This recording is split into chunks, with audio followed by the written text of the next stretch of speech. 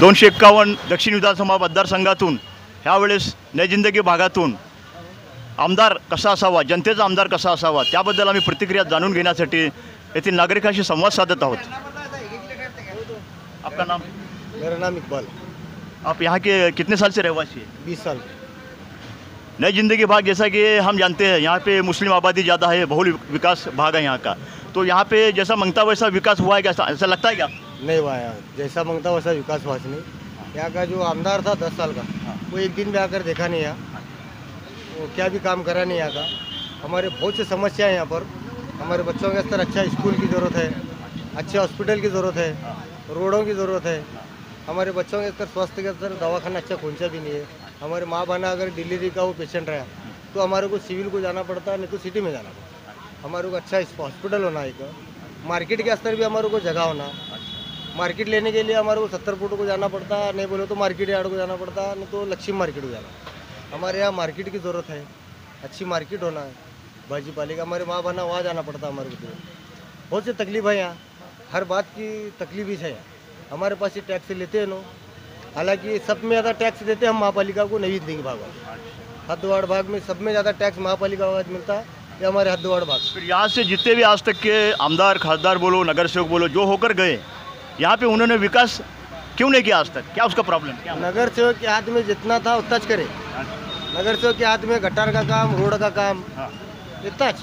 बाकी का जो था आमदार और खासदार का था। यहाँ एक दिन भी खासदार आया नहीं। इसके पहले 10 साल बीजेपी के खासदार थे सोलापुर से। एक था बनसोड़े, दूसरा था महाराज। एक दिन आकर देखे नहीं ये एरिया में, कभी आए ही नहीं उन्होंने। और आमदार जो यहाँ का था विजय देशमुख या सुभाष देशमुख, जो भी था देशमुख, उसका नाम भी ठीक से मालूम नहीं। वो आमदार एक दिन भी आकर देखा नहीं, फोटो में दिखा नहीं अभी तक, रियल ऐसा दिखा नहीं है, फेस टू फेस दिखा नहीं। तो फिर इस बार जनते का आमदार आपके दिल का जो चाहते हैं आप, वो कौन होगा आपको क्या लगता है? इस बार का हमारा आमदार बाबा मिस्त्री रहेगा।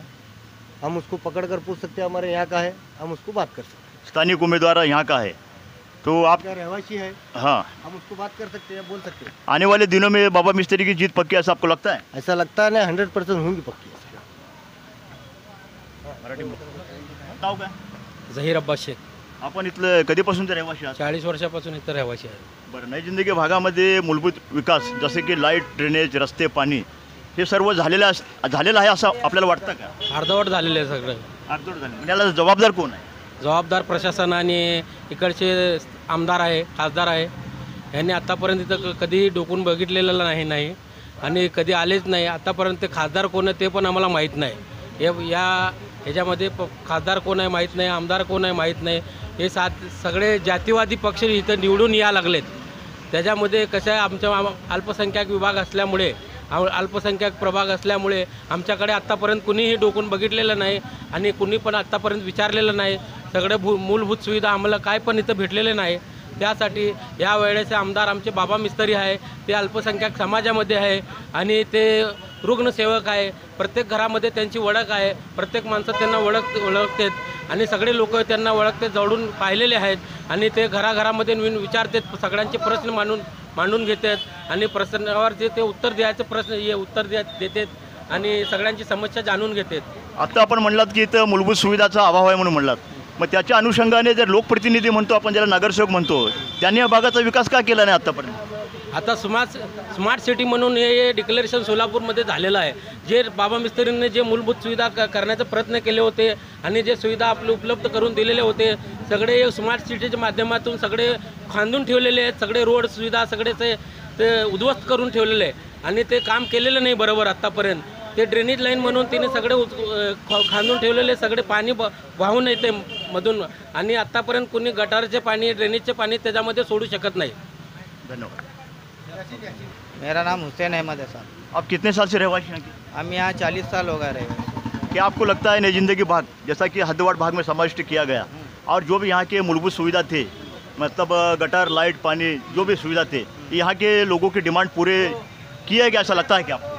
जेको जितना एक नगर सेवक के हाथ में रहता, हमारे नगर सेवक जिसको हम 25 साल 30 साल से जो जीता कर ला रहे, उसके हिसाब से, उनकी ताकत के हिसाब से उन्होंने बहुत कुछ करे।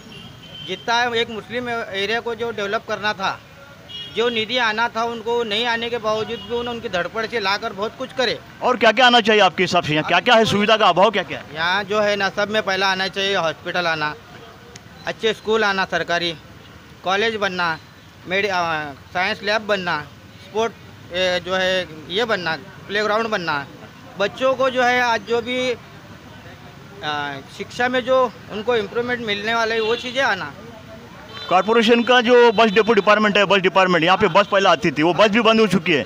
तो यहाँ के नागरिक ऐसा कोई नहीं कि जिसकी परिस्थिति नहीं है वो बस में जाता था, तो वो बस बंद हो चुकी है, उसके बारे में क्या रखें आप कहेंगे? देखो, बस को जो बोल रहे ना, ये तो चालू थी, नई ज़िंदगी से अच्छा खासा उसको उत्पन्न भी था, कहाँ से भी नहीं था, मगर नई ज़िंदगी एरिया से था।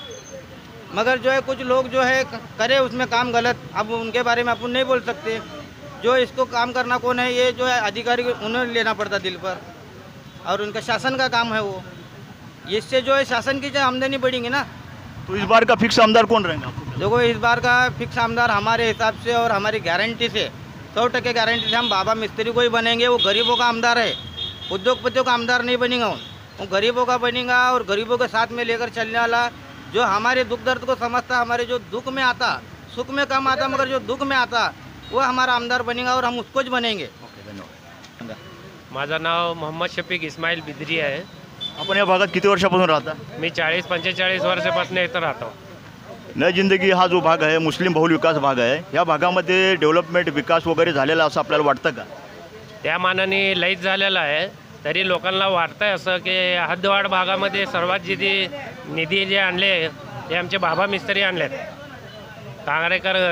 काँग्रेसचे कार्यकर्ता होते ते 30 वर्षापासून एवढं काम केलेत, त्यांनी लई काम केलेत।